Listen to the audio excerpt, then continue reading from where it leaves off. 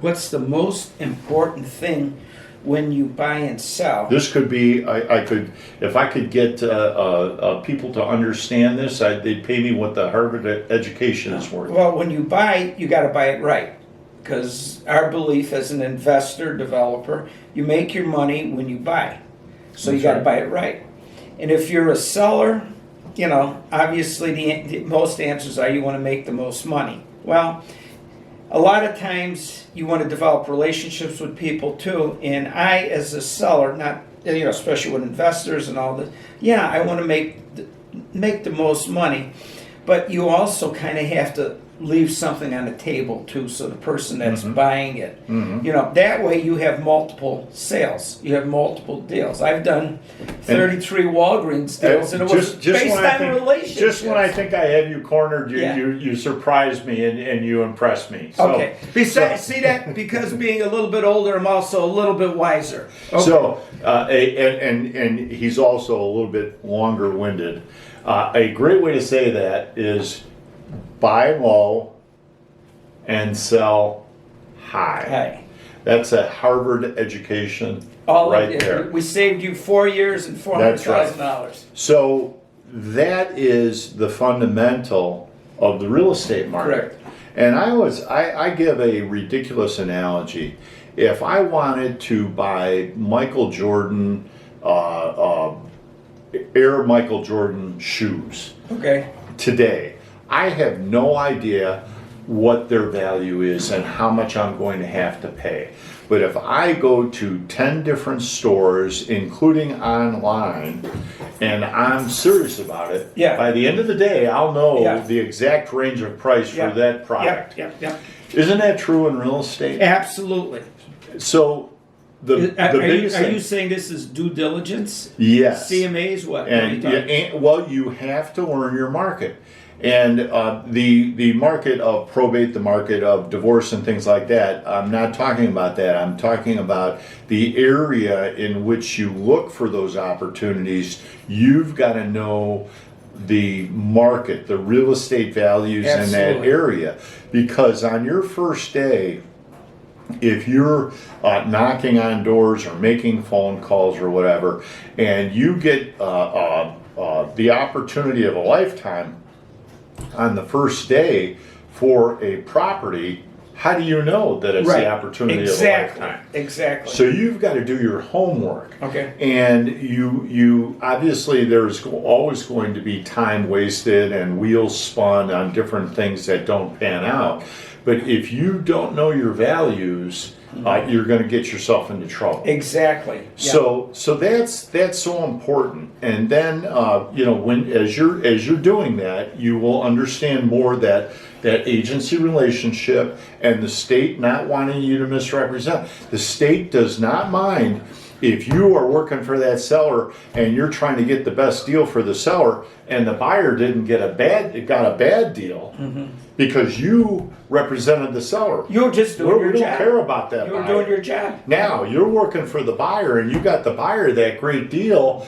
As long as the seller didn't misunderstand that you were only representing the buyer, you're in good shape. And you could do that with paperwork too, right? You can do that with the paperwork. There are forms.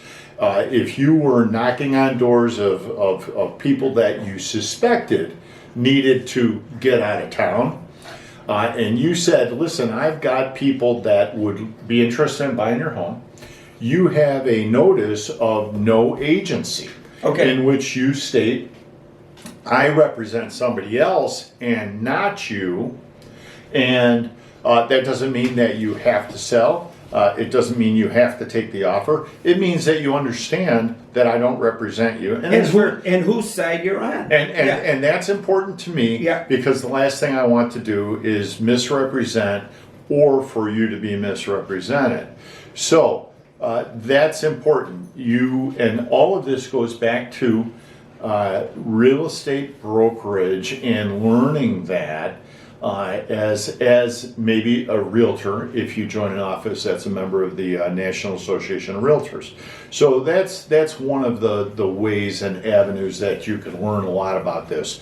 There is just the boot leather on the road learning. But it's a great way to expedite it is through a real estate office. Yeah, Dale, let me ask you a question now. With regard to the 10 properties, being a realtor, tell us what the multiple listing services and CMA and how those things tie into due diligence or knowing your stuff. And I think you're asking me as far as the fundamentals of value that we learn about. So when I opened up my first office at 24, it was not because I was really smart. It was because I had youth and enthusiasm, and it overcame a lot of ignorance. Yeah. But I did learn pretty quick that realtors and salespeople needed a lot of babysitting, and then I was not going to be able to spend my time selling like I was before. Mm-hmm. So I met a couple of appraisers, and I said, I could manage my office, go out and see a property, and come back and still manage my office and write up these appraisals. Okay. That's how I started to become an appraiser, before licensing came through. So the first thing that you learn, both in real estate and in appraising, is location. And location. So location is the primary driver of value. I cannot tell you how many times somebody has said to me, well, if my house were located over in this adjacent municipality, it'd be worth so much more. Across the river, right, okay. Well, gosh darn it. If it was in Beverly Hills, it would be worth even more. Right. So that is not the case. So location drives everything. Now, after the obvious location, what is the main driver of value? It's debatable. We know location there, it's a no-brainer. It's got to be location first. What is number two? I would have to say square footage. Okay. Now, square footage, that's quantity. There's also quality. Mm-hmm. If you have all the square footage in the world, but it's very poor quality, that's not a good thing. Okay. All right. So that's how these roll into, like you said, you have to know your product. So if you're checking out houses within the geographic area, you want to compare apples to apples and not apples to oranges. Okay. Absolutely. And we will find out very quickly in our research where the bulk of the housing inventory lands in terms of square footage. All right. So you're going to find that you could break this down micro, macro.